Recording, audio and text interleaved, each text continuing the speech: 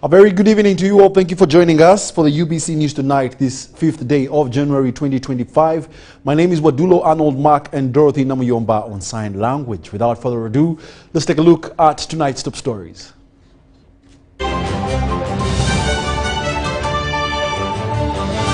Brought to you by Refugee ethanol stoves and fuel. Enjoy cleaner, healthier and affordable cooking. Cook your food in less than 2,000 shillings per day. No charcoal. Stop deforestation. We are looking for agents across Uganda. Refugee, Bible Corner.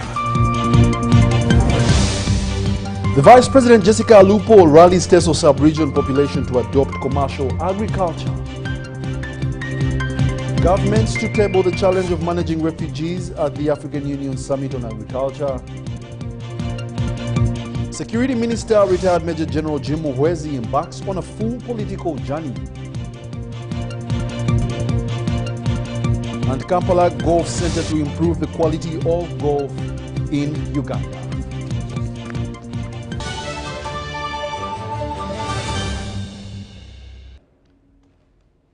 Once again, thank you for joining us. It's now time for the UBC News in detail. The Vice President, retired Major Jessica Alupo, has rallied Teso sub-region to embrace commercial agriculture. She says commercial agriculture would create employment for families to earn money and end poverty. The Vice President Alupo was speaking during a farm tour of Joseph Ijara in Serere district. Ijara is a former taxi driver who quit and turned into a successful model farmer in Serere district. Let's have a look at the details.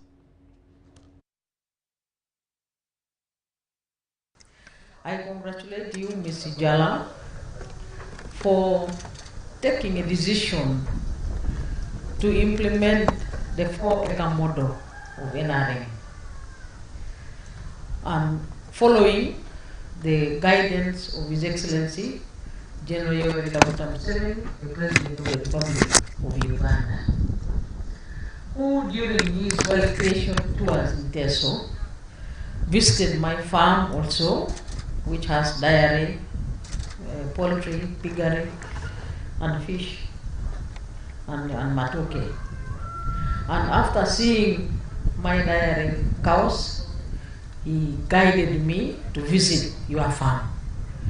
So with the guidance of His Excellency the President, it is the reason I am here today.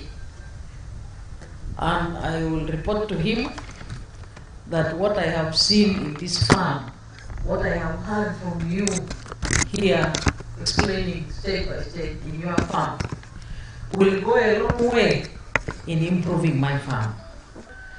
And I also encourage the people of Serere, people of Teso, not to fear to try new things. Because now I am an example of someone who tried much as a leader at the national level. But still I have come to learn from Mr. Ijala. Agriculture is not about knowing everything. Commercial agriculture is not about having a high office. But commercial agriculture is about interest. Interest and commitment and perseverance and patience. So I want to call upon everybody at whichever level you want to learn that when you change your mind to do what government is telling you to do, you will realize big results which are here today in Mr. Ijala's farm, whereby, according to the statistics, when the president visited the farm, Ijala gets 1 billion, about 1 billion shillings a year from all the enterprises, which he does here in 2.5 acres. So my biggest message is really to encourage everybody in Teso to adopt commercial farming, because it is what will change us, it is what will remove poverty from the region, and it is what will also make us to compete with other regions in the country. Now that there is favorable environment across the country of peace and security, let each and everyone choose what he can do best and then learn from government extension workers, but also a number of very successful model farmers across the region. Well, if you want to do fish, there is always a very successful fish farmer. You learn from that one. If you want to do citrus, there is always a very successful citrus farmer. You learn from that one. If you want dairy and poultry, we are here today. I welcome you here to come. And Mr. Ijala has not charged us any money. I want to believe that he doesn't charge anyone money who comes here to learn. Come with a positive attitude, and I want to thank the people around this village and around this sub-county and the district for the support they are giving Jala and his family.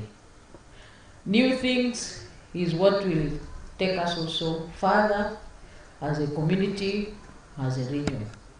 So each of us can perform exemplary very well the way Mr. Jala has performed, and we can all create wealth and jobs. I have seen the boys you are employing here are very happy. So when we have these kinds of satellite farms in the region, you will reduce on the number of young people who do not have what to do, because they will come to work in these kind of farms and earn some income. And the issues of crying for work will not be there anymore, because all the youth will have something which they will be doing. So I wish you again a very happy new year and success in the continuous development of the farm. Should you need anything, should you require anything, my door is open for you as a farmer, but also as a political leader. Thank you very much.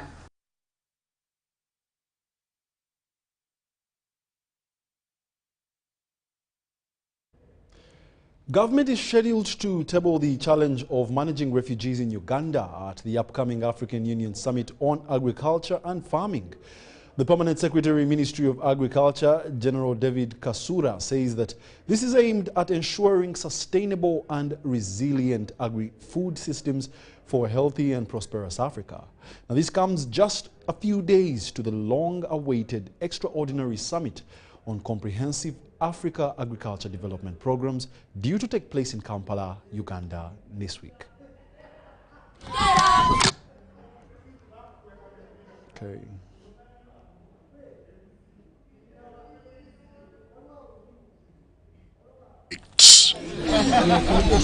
They are here to welcome officials from an international organization that promotes farming in the refugee settlements. Here in Naki Valley, they have been supported in growing vegetables, root crops and fruits at subsistence and commercial levels. So most of them have reduced on their household expenditure through farming, because the other time they could ask husbands for money, but now they do farming and get money from what they have practiced.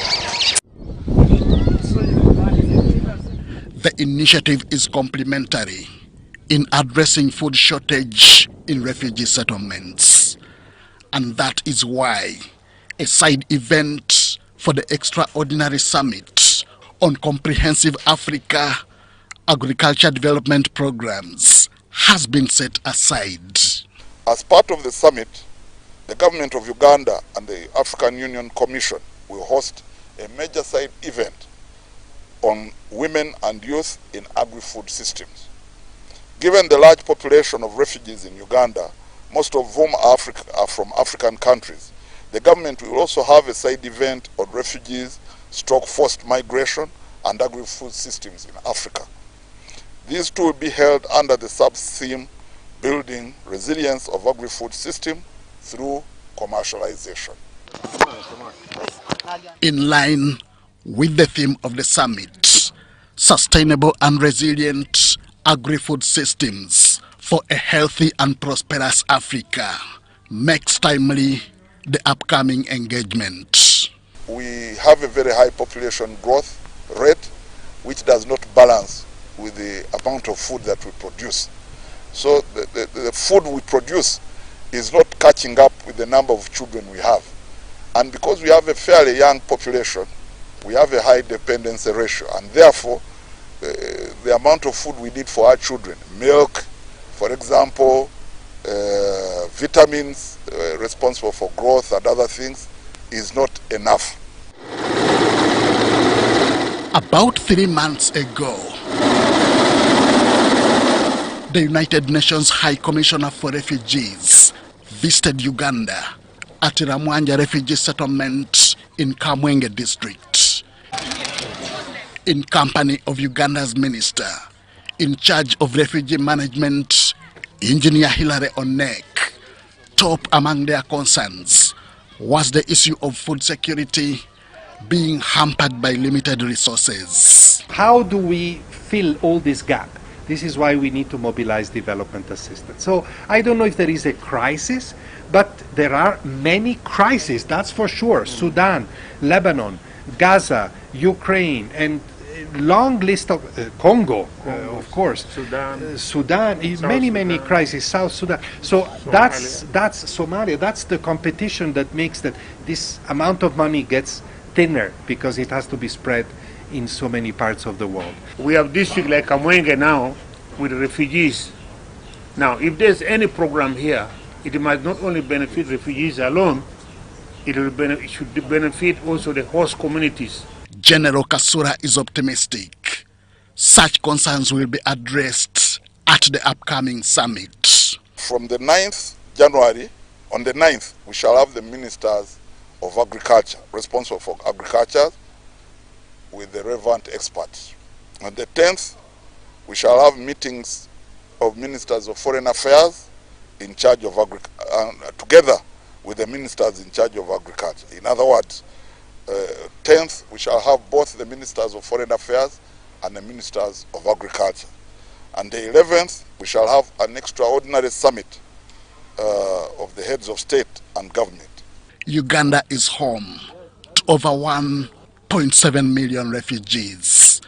Majority of them are from South Sudan, Democratic Republic of Congo, Burundi, and now Sudan, among other countries. Henry Okrut, UBC. And furthermore, as 2025 closes in, politicians are also strategizing and political parties are also set to tussle out at different levels. For Rukungiri district, a former stronghold of opposition, the FDC NRM is repositioning itself. Let's take a look at those details.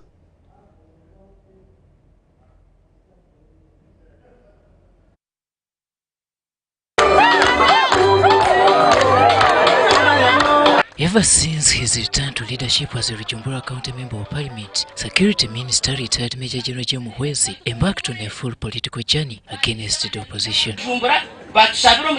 Muhwezi is Rukungiri District NRM chairperson and has for the last 4 years welcomed the converts crossing from FDC into NRM.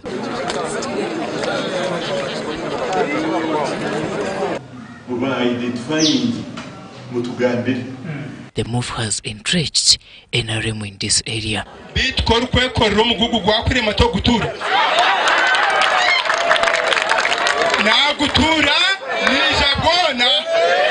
I'd like to thank the people of Rujumbura and Rukungiri for the support they have given us. We are happy that Rukungiri is turning yellow every day. In Bugangari sub-county, over 500 youth have defected to NRM in the just concluded year.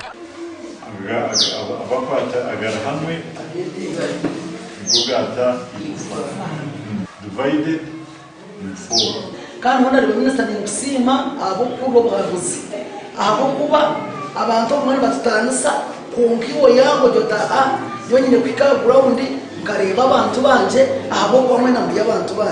On 19th August 2024, Minister Jim Muhwezi visited Ruhinda sub-county for state duties at Kashenyi Secondary School. Here, over 300 members of the community were waiting.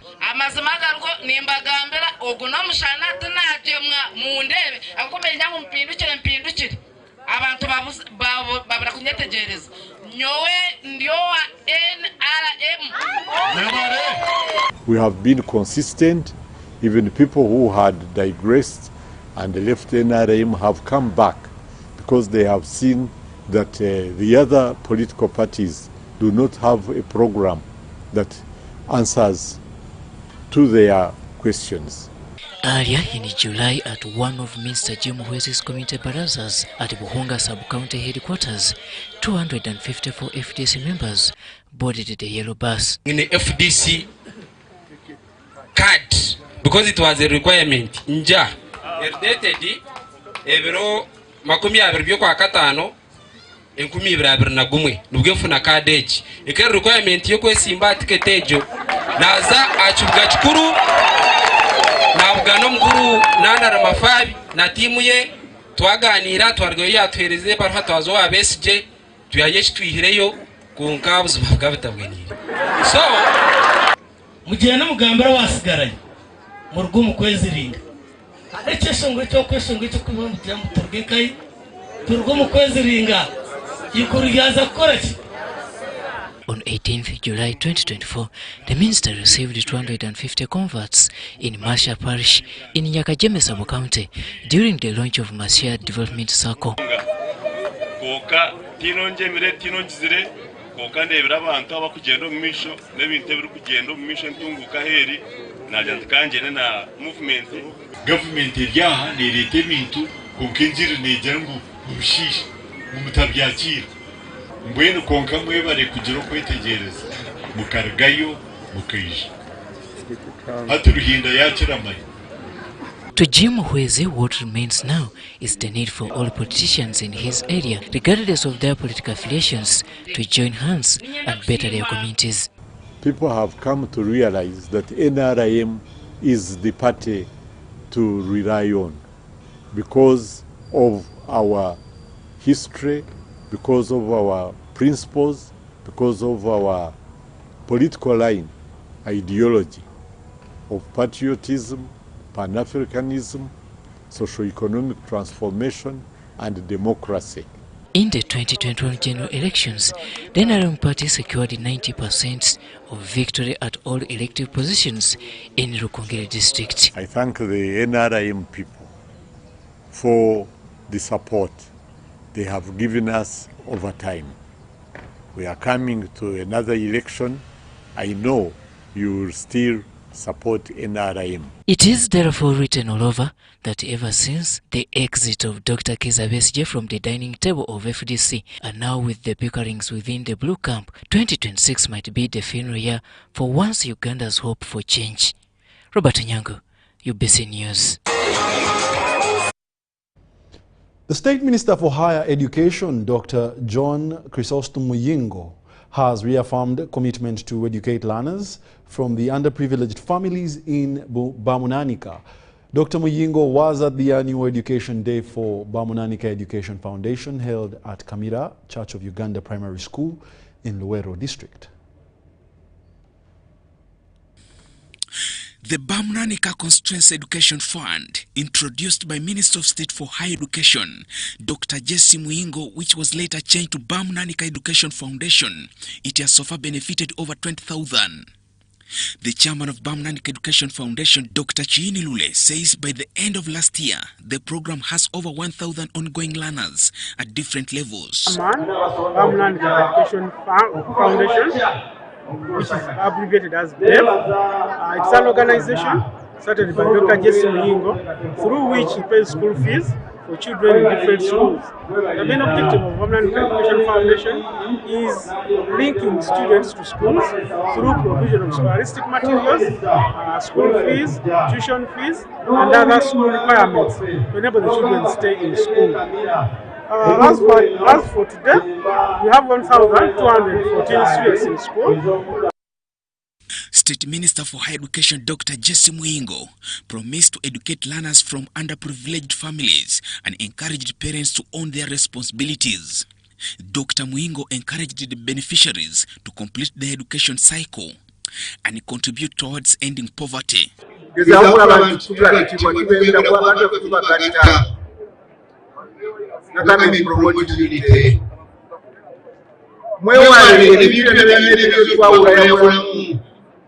Eberedini berabanga tumanye tulibaganda tulibaganda kwetu nete yongere kwa mu tukole fena okulala tulicha kwa chakula mbasaba bakulembeze bannange mwenna mumanyi programu za gavumenti nga bwe zitambula muzibuulire abantu bazitegeere bulungi ate bazifunemu naddala programu ez'okugoba obwavu ennyingi gavumenti zezze nazo. The function was at Kamira Town Council. Church of Uganda Primary School was also coincided with Dr. Muingo supporting over 100 elderly communities with the consignment of essential needs and 5 million shillings towards roads and the youth with various sports items.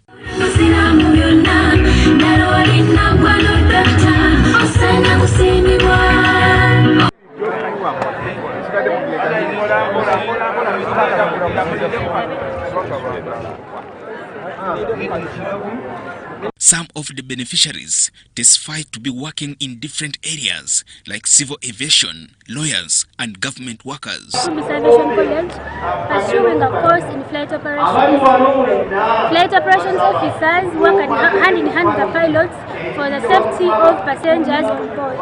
For the case of support, Dr. Jesse Muingo paid my school fees from Form 1 to Form 6. Then after finishing Form 6, my parents supported me to go and study the course I'm doing now.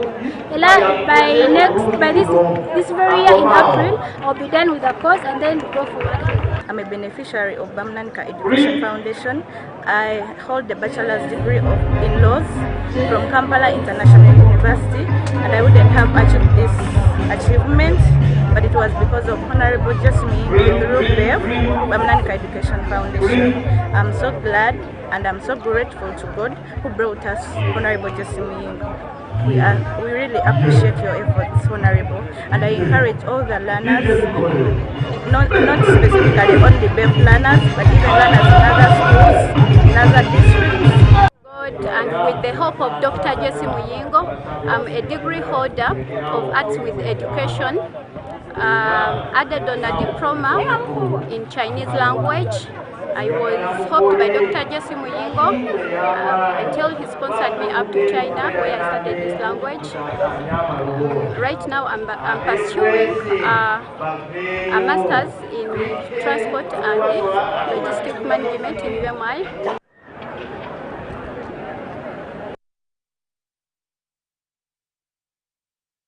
Speaking of educating the girl child, well done, Dr. J.C. Muingo. The Lango Diocese has taken a significant step in expanding its spiritual outreach by ordaining 26 priests to serve the Anglican Church. Bishop Professor Alfred Olwa emphasized that this in addition will enable the church to minister effectively to the growing number of people in need of spiritual guidance.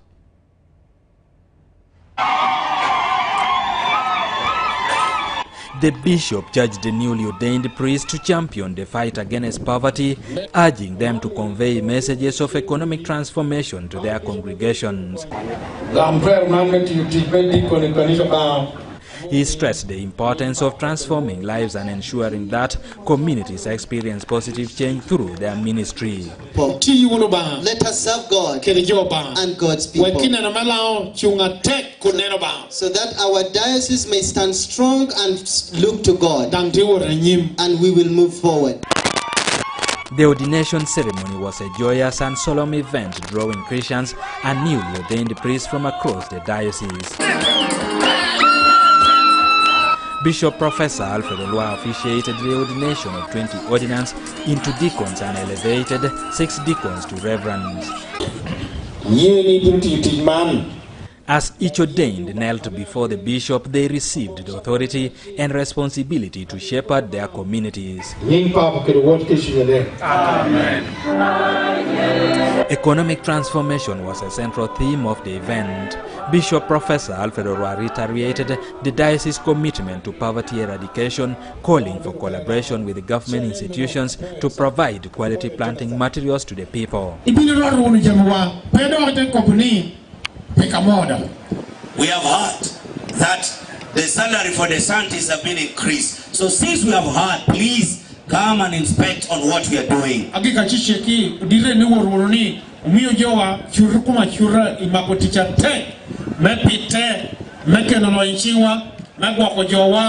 pito dok, pito gwen, pito diegi, pour konjama papat, na business akwene papat.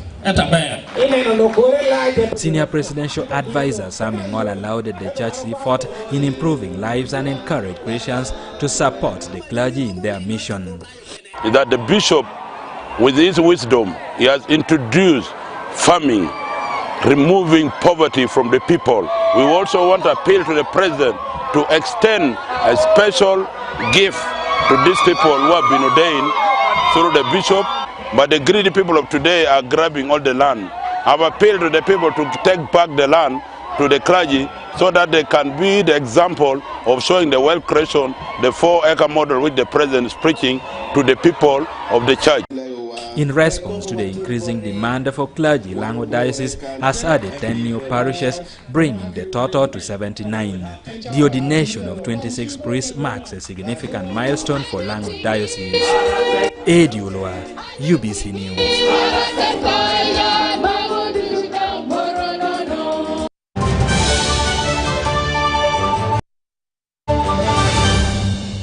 There is only one rule you must follow in order to be a winner. Number 1, defeat the undefeatable. You, step forward. I want you to box the air until it falls down. I'm not seeing it falling in. You see it falling in.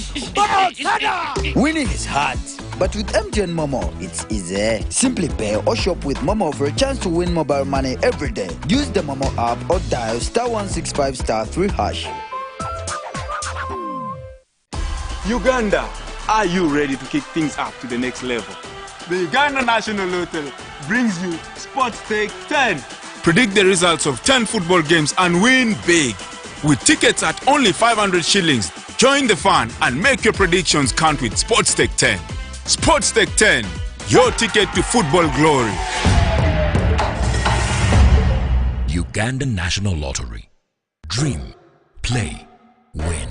Participants must be 18 years or older. Play responsibly. The Uganda National Lottery is operated by Ituba Uganda and regulated by the National Lotteries and Gaming Regulatory Board. Step into a world of excellence, comfort and pride with Royal Foam Furniture, crafted to perfection right here in Uganda. We bring you state-of-the-art living room furniture and bedding products at affordable prices. Our wide variety of mattresses include orthopedic, pillow top, spring mattresses suitable for institutions like hotels and many others for home comfort. With every piece telling a story of royal excellence, our products are built with the highest quality materials made to last. Experience royalty with Royal Foam Furniture, proudly made in Uganda, so buy Uganda and build Uganda. Visit our showrooms at Ginger Road, Chambogo Junction, Bukota Chisasi Road, and on Victoria Mall, Entebbe, on the first floor. Uganda will host the African Union Extraordinary Summit of Heads of State and Government from the 9th to the 11th January 2025 at the Munyonyo Commonwealth Resort and Convention Center. The summit will consider and adopt the new Comprehensive Africa Agriculture Development Program, CADIP framework, and sign the Kampala Declaration to run for the next 10 years. The CADIP Kampala 2025 Summit will unite over 2,000 delegates, including government leaders, private sector and stakeholders, under the theme, Building Resilient Agri-Food Systems in Africa.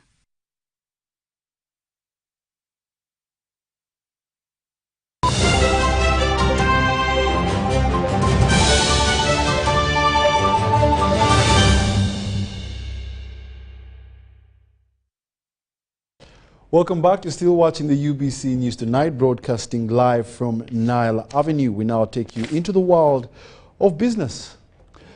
The Commissioner for Small-Scale Industries in the Ministry of Science, Technology and Innovations, Professor Julius Nyanzi, has rallied youth under the do-it-yourself arrangement.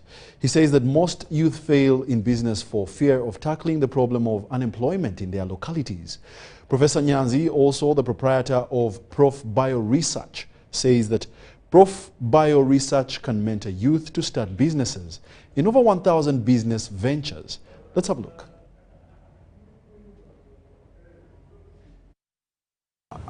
Prof Bio Research employs about 100 youth. My company is full of young people. That speaks volume. I myself have not made 35, but we have managed to push. The most important thing is to always do it yourself. Let other stakeholders come along, but it is all upon you. But most youth think that it's all about another person to push the agenda.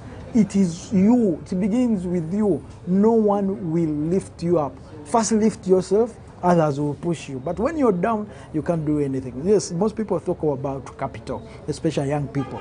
But it's not a capital. It is the intellectual. What do you know? Because some young people have a following on social media. You may find that someone has 1 million followers on Facebook, 2 million followers on Instagram. But how are you translating those followers into money economy? How are you turning them into something valuable, something you can earn on? That means you should get into production. Do something, even if it's something like making a scrub. A scrub is easy to make. You get honey and sugar, you mix and brand it very well. Before you know it, you're selling it to the young women out there or young girls who are looking at having a good skin. But once you're selling words, gospel, you can't move. So get something into the market, because the market is there and the market is expanding and becoming one. But we Ugandans and Africans, we are not selling. What we are selling is nyash. You may, actually I can call this economy the nyash economy of young people, because they are not putting out anything in the market. So let us get in production. That is the most important thing. And once you get in the production, begin with your circles, those Facebook followers, those WhatsApp colleagues, the church people. Sell something, even if you sell 10 units per day, and you can be able to make 20,000. By the end of the day, the business will keep on growing. And more, the National Agricultural Research Organization has called on the public to adopt agricultural research innovations developed by the institution to enhance agricultural productivity and improve overall health. Dr. Titus Alikai, the Director of Research at the National Crops Resources Research Institute, revealed that NARO has developed over 100 agricultural technologies. However, these innovations have not yet been fully embraced by communities. Let's find out why. The technologies include high-yielding crop and animal varieties, biofortified crops rich in essential nutrients for vulnerable populations, and post-harvest management solutions. These advancements are tailored to address challenges such as climate change, nutrition, and the promotion of commercial agriculture. We now have what we call black rice and purple-fleshed sweet potato. These are very, very rich in compounds called anthocyanins. These really are the compounds that help to fight the bad molecules. They patrol our bodies and help in preventing a number of diseases, including cancer and other non-communicable diseases. And that is why when you go to the market, to the producers, they will only call a variety new super. Because we have done everything to make it look like super in terms of the time you mill it and consume. But in the field, the grower will say it matures 2 months earlier because we have brought earliness in it. Why earliness? To avoid drought stress. So it's addressing also climate change. NARO has also made significant strides in combating pests and diseases that have severely impacted agriculture production. An example is the cassava mosaic disease pandemic that started here in Uganda and within 10 years had spread to about 10 other countries in Eastern, Central, and Southern Africa from the mid-1990s. By 2004, our work through the development and dissemination of disease-resistant varieties had brought that disease epidemic of cassava mosaic under control by reducing the occurrence from a national average of about 64% to about 15%. Another notable achievement is the development of the anti-tick vaccine by the National Livestock Resources Research Institute. Once approved for commercialization, the institute plans to produce 20 million doses annually. So currently, as you can see, work is ongoing to be able to qualify Naro and Naliri to produce the vaccine for commercialization. Once we have been approved for commercialization, that commercial production will be about 20 million doses per annum.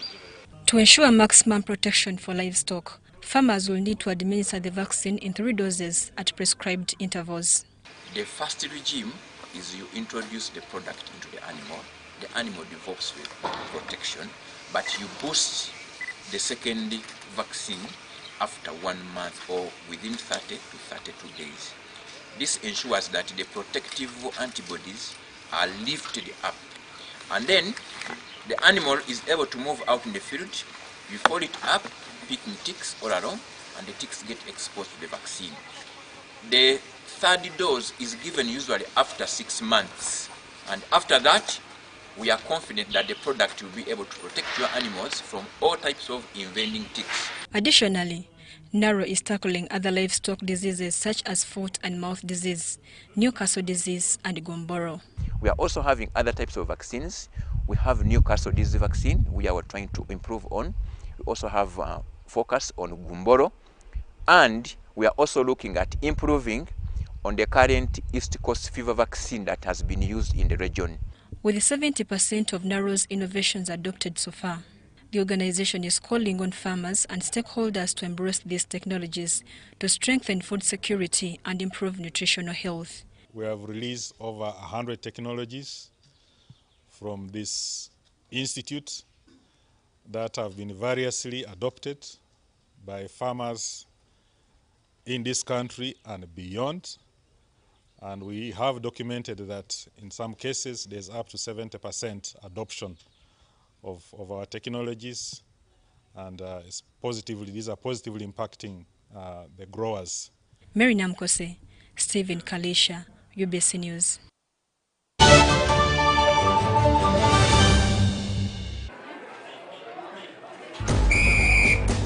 To be a winner, it requires that you exceed all the limits of mankind and womankind. But when you play with MTN Momo, winning is easy. Simply get your phone and use the Momo app or dial *165*3#, enter merchant code, enter amount, enter your Momo PIN, and pay. Congratulations, easy! Your stomach is full, and now you stand a chance to win mobile money with MTN Momo.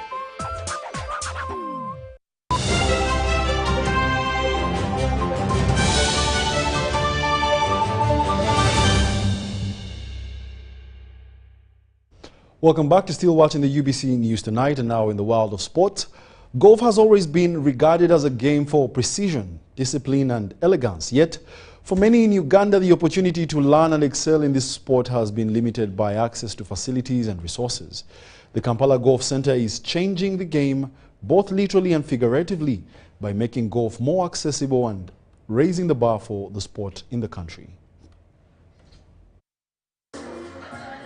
The Kampala Golf Center aims to improve the quality of golf in Uganda while providing an opportunity for everyone, from beginners who have never held a club to seasoned players looking to refine their skills. This initiative is more than just a facility. It is a movement to elevate the game and bring it to the people.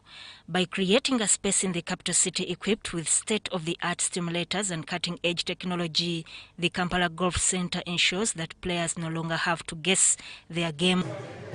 As a country, Uganda, as a golfer, we are going to benefit a lot, because when you come, there is a simulator, and you are able to see how you swing, how the path of your ball, and how far it has gone. Sometimes people, you ask them, hey, you're a long hitter, but what is your carrying distance? And they're like, what is that? You have to explain. So when they come here, they'll know, they'll work on improving on their carrying distance. So carrying distance is the amount of time the ball spends in the air. So most golfers, we are looking at improving our carrying distance. And you can never tell unless you know. And this is the place where you can know your carrying distance. From hitting the right club to receiving accurate feedback, the facility empowers players to identify areas of improvement and take corrective steps. I'm Ronald Rugumayo Rwawogo, the first Ugandan to make a cut on a DP tour. Currently playing on both Sunshine Tour and Big Easy. This is really something good that we've all been waiting for, because when you look the way we started, most of us, it's been raw talent. We've been lacking something of this kind. The Kampala Golf Center is a pioneering project in Uganda offering a wide range of services, including a pro shop, club repairs, lessons for all skill levels, and even corporate packages for team building events. We are having teaching pros, but for a start, those that are at Kampala Golf Center, they are from other clubs, from Namlonge, from UGC, from Entebbe. We are trying to get as many around the city. Pros can bring their students, and also we are a breeding ground for other golf clubs. So somebody can come here and say, I want to join Namlonge, and then a coach from Namlonge can have a student from here. They have 4 lessons here. Unlike traditional driving ranges, this facility offers a controlled environment where players can focus on their technique and track their progress. A very, very, very good initiative. And all the golfers that are going to embrace the game of golf, that are going to come here, those old and new, they'll find that it's something that was long overdue. And we look forward to supporting the center, encouraging people, especially the new ones, so that you don't perfect a mistake. It's easier to perfect something from the beginning rather than unbuilding and rebuilding, because that means wasted time and then you have to gain that time. Golf is more than just a sport, it is a lifestyle. The Kampala Golf Center is committed to fostering this lifestyle by introducing more people to the game and encouraging them to make it a part of their daily lives.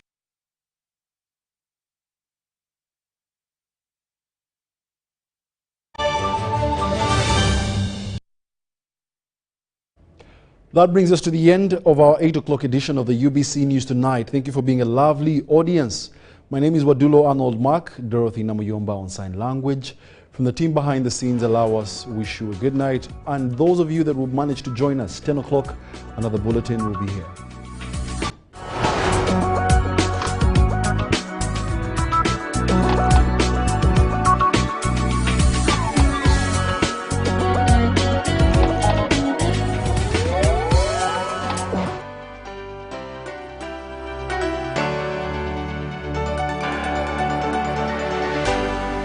UBC, inspiring Uganda.